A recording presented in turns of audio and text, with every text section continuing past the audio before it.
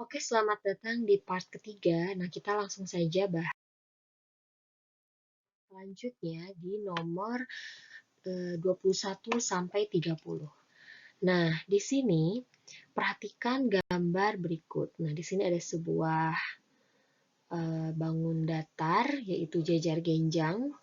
Diketahui luas jajar genjang ABCD adalah 80 cm kuadrat dan alas jajar genjangnya yaitu AB 10 cm. Ini ya, berarti AB-nya ini 10 cm.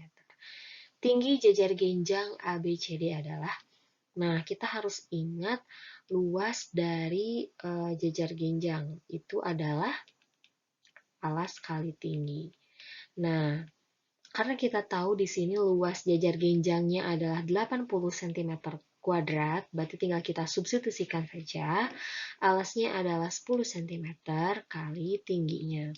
Sehingga didapat tinggi yaitu 80 per 10 atau 10-nya habis dibagi 80 ya, dan bersisa 8. Sehingga tinggi jajar genjang ABCD adalah 8 cm.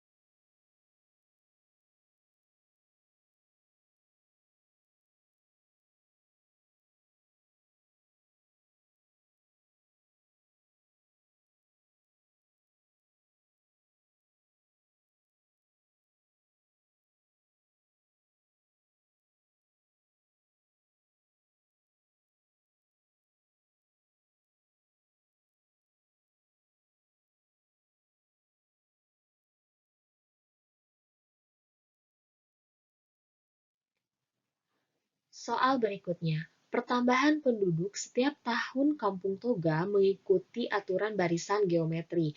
Pertambahan penduduk pada tahun 2010 sebesar 24 orang dan pada tahun 2012 sebesar 96 orang. Pertambahan penduduk pada tahun 2015 adalah titik-titik orang. Nah, di sini kita akan mencari terlebih dahulu A dan R-nya, karena kalau di barisan geometri rumusnya itu beda lagi. Rumusnya itu UN sama dengan A dikalikan R pangkat N kurang 1. Dimana kalau di barisan aritmetika selisihnya itu kita sebut beda, tapi kalau di barisan geometri selisihnya itu kita sebut dengan rasio ya. Jadi rasio, bukan perbedaan lagi, tapi rasio. Nah, di sini katanya pada tahun 2010 kenaikan dari pertambahan penduduk itu bertambah 24 orang. Nah, selanjutnya pada tahun 2012 bertambah 96 orang. otomatis kan masih ada nih dari 2010 itu pasti ada 2011 ya. Nah, kalau 2010 ini kita misalkan U1, 2011 U2, 2012 U3, maka dapat kita simpulkan bahwa U3 itu sama dengan A, R pangkat 2. Nah, U3 di sini adalah 96 orang.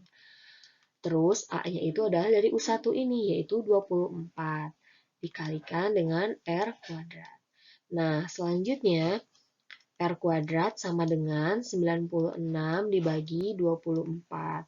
Nah, 96 dibagi 24, jawabannya adalah 4. Sehingga R sama dengan akar 2 dari 4. Jawabannya adalah 2. Nah, didapat nih rasionya 2. Terus kita akan mencari pertambahan penduduk pada tahun 2015. Nah, di sini kan kalau 2013 berarti U4. Kalau 2014 berarti U5. Dan 2015 itu ada di U6. Karena kita ingin mencari U6, jadi U6 sama dengan A yang dipangkatkan R pangkat 5. Karena N kurang 1 ya, 6 kurang 1 itu 5. A-nya adalah 24, lalu R-nya itu adalah 2 yang dipangkatkan dengan 5. Nah, di sini berarti 24, kita pangkatkan terlebih dahulu. 2 pangkat 5 itu jawabannya adalah 32. Lalu tinggal kita kalikan, 24 dikalikan dengan 32, jawabannya adalah 768. Sehingga pertambahan penduduk pada tahun 2015 adalah 768 orang. Soal berikutnya, sebuah segi 4 ABCD terletak pada bidang koordinat kartesius. Nah, berarti kita gambar dulu nih koordinat kartesiusnya. Dengan koordinat titik A itu negatif 7, negatif 8. Nah, di sini kan karena beda-beda, terus kalau misalkan kita tulis terlalu panjang, kita bisa menggunakan titik interval. Misalkan yang dipakai di sini adalah interval 5. Misalkan di sini 5, ini 10, ini 15, ini juga sama negatif 5, negatif 10, negatif 15. Jadi ini bisa dikira-kira ya. Ini juga negatif 5, negatif 10, negatif 15. Yang atas juga 5, 10, dan 15. Nah, A itu posisinya ada di negatif 7, negatif 8. Negatif 7 kan ada di sini. Kita perkirakan aja ya. Negatif 8 ada di sini. Nah, berarti ini ya jawabannya nih. Titik perpotongannya itu adalah ini. Nah, selanjutnya adalah B-nya itu 15, negatif 8. Nah, 15-nya itu kita bisa simpan di sini titiknya dan Y-nya itu ada di negatif 8, ada di sebelah sini. Bisa kita sejajarkan. Nah, ini adalah titik potongnya. Selanjutnya adalah C-nya adalah di 10,4. Nah, ini X-nya 10, 4-nya bisa kita perkirakan di sebelah sini. Terus kita tarik, ambil garis putus-putus, dan ini adalah titik perpotongannya. D-nya adalah 2,4. 2-nya itu bisa kita perkirakan di sini, 4-nya itu ada di sini. Nah, kalau kita hubungkan titik-titik ini, didapat sebuah bangun datar. Nah, kira-kira apa nih bangun datarnya? Apakah persegi, persegi panjang, trapesium, atau jajar genjang? Nah, ternyata bentuk bangun yang tergambar di bidang koordinat kartesius ini adalah bentuk trapesium. Oke. Soal berikutnya. Diketahui suatu fungsi f(x) sama dengan 7x dikurang 4. Nah, nilai dari f3 yang ditambahkan dengan f negatif 2 adalah, nah karena kita tahu bahwa fx-nya itu sama dengan 7x dikurangi 4, jadi kalau kita substitusikan ketika fungsinya itu bernilai 3, berarti tinggal kita ganti x-nya dengan 3. Berarti 7 kali 3 dikurangi 4. Nah, 7 dikali 3 itu 21 dikurangi 4. 21 dikurangi 4, jawabannya adalah 17. Selanjutnya kita substitusikan yang fungsi dengan nilai negatif 2. Berarti 7 dikali negatif 2 dikurang 4. Dahulukan dulu perkalian, 7 kali negatif 2 negatif 14 dikurangi 4. Negatif 14 dikurangi 4, jawabannya negatif 18. Nah, F3 ditambah F-2 berarti 17 itu ditambah negatif 18. Jawabannya adalah negatif 1. Jadi option yang benar adalah yang A. Nomor selanjutnya, gradien garis yang melalui titik 2,1 dan 4,7 adalah, nah, jika ada soal persamaan garis lurus yang mencari gradien, maka 2,1 ini bisa kita misalkan X1, Y1. Nah, untuk 4,7 juga sama, dapat kita misalkan X2, Y2. Nah, rumus untuk mencari suatu gradien itu adalah Y2 kurang Y1 per X2 kurang X1. Y2-nya itu adalah 7, Y1-nya 1 per X2-nya 4, X1-nya 2. 7 dikurang 1 adalah 6, 4 dikurang 2 adalah 2, 6 dibagi 2 itu adalah 3. Sehingga gradien garis yang melalui titik tersebut adalah 3 atau option yang benar adalah B. Himpunan penyelesaian dari dua persamaan 4x dikurang 3y sama dengan negatif 6 dan negatif 4x tambah 5y sama dengan 2 adalah, nah, pertama-tama kita gunakan metode eliminasi atau substitusi. Kita tuliskan lagi soalnya. Nah, berhubung di sini sudah ada koefisien yang sama dengan variabel yang sama, maka kita bisa langsung eliminasi. Nah, karena di sini sudah dikurang, berarti kita tidak bisa menggunakan tanda minus di sini. Karena kalau tanda minus nanti jadi minus, terus ketemu minus, alhasil nanti jadi positif. 4 tambah 4 jadinya 8. Nah, supaya tidak jadi 8 dan biar dia tetap 0, berarti 4 ditambah negatif 4. Nah, berarti yang ini itu akan habis. Lalu negatif 3y ditambah 5y jawabannya adalah 2y. Negatif 6 ditambah 2 jawabannya adalah negatif 4. Sehingga didapat y sama dengan negatif 4 dibagi dengan 2. Y sama dengan negatif 2. Untuk mencari nilai X, kita bisa menggunakan substitusi. Misalkan pakai persamaan yang pertama, 4x dikurangi 3, y-nya langsung kita substitusikan saja, yaitu min 2 sama dengan negatif 6. Nah, 4x negatif 3 yang dikalikan negatif 2, jawabannya adalah positif 6 sama dengan negatif 6.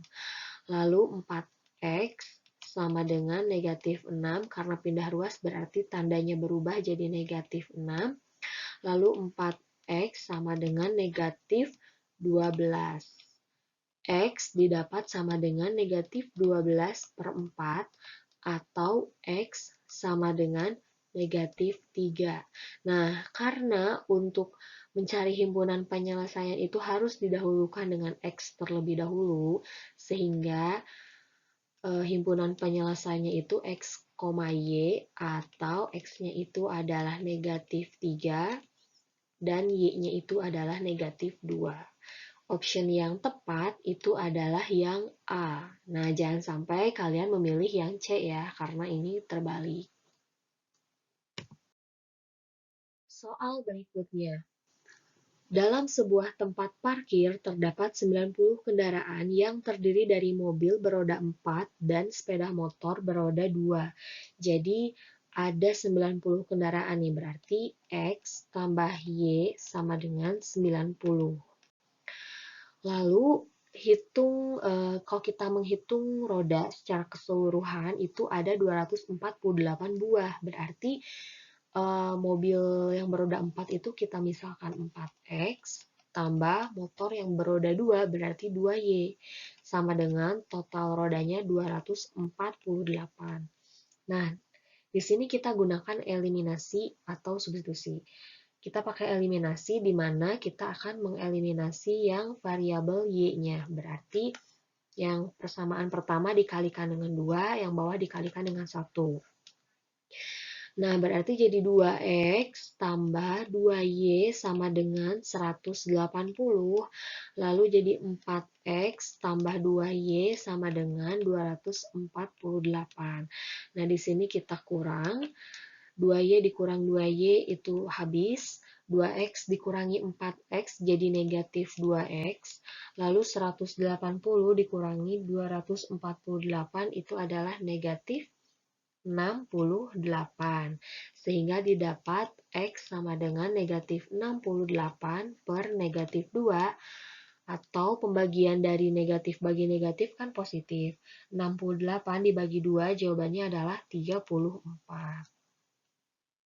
Untuk mencari nilai Y, cukup kita substitusi saja. Nah, di sini X tambah Y sama dengan 90. X-nya itu 34, ditambah Y sama dengan 90. Y sama dengan 90 dikurangi 34. Y sama dengan 56. Nah, karena kita sudah mengetahui X, Y-nya, tinggal kita masukkan saja biaya parkirnya, sehingga kita bisa tahu pendapatan uang parkir dari kendaraan yang ada.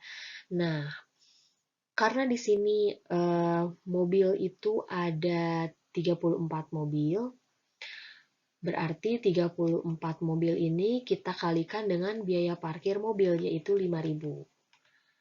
Lalu kita jumlahkan dengan total motor, ada 56, di mana biaya parkirnya itu Rp2.000. Nah, 34 dikali 5.000 jawabannya adalah 170.000. Lalu 56 dikalikan 2.000 jawabannya adalah 112.000. Nah, kalau dijumlahkan berarti pendapatan uang parkir dari kendaraan yang ada itu adalah Rp282.000, atau option yang tepat itu adalah yang B. Berikutnya, perhatikan gambar berikut ini. Panjang AD adalah berapa sentimeter? Nah, AD itu kan adanya di sebelah sini nih. Otomatis kalau kita ingin mencari AD, kita harus tahu dulu panjang AC, sisi miring AC. Berarti untuk mencari AC itu sama dengan, karena AC itu sisi miring, berarti kan jumlah dari dua sisi terpendek. Nah, sisi terpendeknya itu adalah si 12 dan 9. Kita kuadratkan, berarti jadi 12 kuadrat ditambah 9 kuadrat. 12 kuadrat itu adalah 144, 9 kuadrat adalah 81. Nah, kalau dijumlahkan menjadi 225. Akar dari 225 adalah 15. Sehingga panjang AC-nya itu 15 cm. Nah, baru deh kita bisa mencari panjang AD. Panjang AD juga sama, berarti penjumlahan yang dikuadratkan dari sisi-sisi terpendek. Berarti 15 kuadrat ditambah 8 kuadrat. 15 kuadrat itu adalah 225, 8 kuadrat 64, lalu kita jumlahkan didapat 289, akar dari 289 itu adalah 17. Sehingga panjang AD itu adalah 17 cm. Soal berikutnya, sebuah kapal berlayar sejauh 12 km ke arah barat. Nah, kalau misalkan kita berbicara tentang arah mata angin, ingat ya polanya yaitu boots. Nah, boots. Barat, utara, timur, selatan. Katanya kapal itu berlayar sejauh 12 km ke arah barat. Barat berarti kan ke kiri. Nah, sejauh 12 km. Kemudian berbelok ke arah selatan. Sejauh 5 km. Berarti selatan itu ke arah bawah ya. 5 km. Jarak terpendek kapal tersebut dari titik keberangkatan adalah, berarti kan ini titik keberangkatannya. Kira-kira jarak terpendeknya bagaimana? Berarti tinggal kita tarik sisi miringnya di sini. Nah, kita akan mencari nilai X. Untuk mencari nilai X itu adalah akar dari sisi-sisi terpendeknya. Berarti 12 kuadrat tambah 5 kuadrat. 12 kuadrat adalah 114, lalu 5 kuadrat adalah 25. Kita jumlahkan, didapat jawabannya adalah 169 ya. Lalu akar 2 dari 169 adalah 13. Sehingga jarak terpendek yaitu 13 km. Atau option yang benar adalah yang C. Nah, ini kan jarak terpendek ya, 13 km.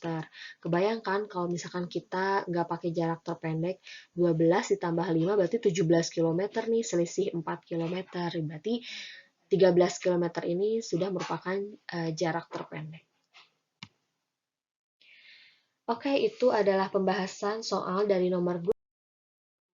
Sampai ketemu di part terakhir nanti untuk soal nomor 31 sampai 40. Thanks for watching.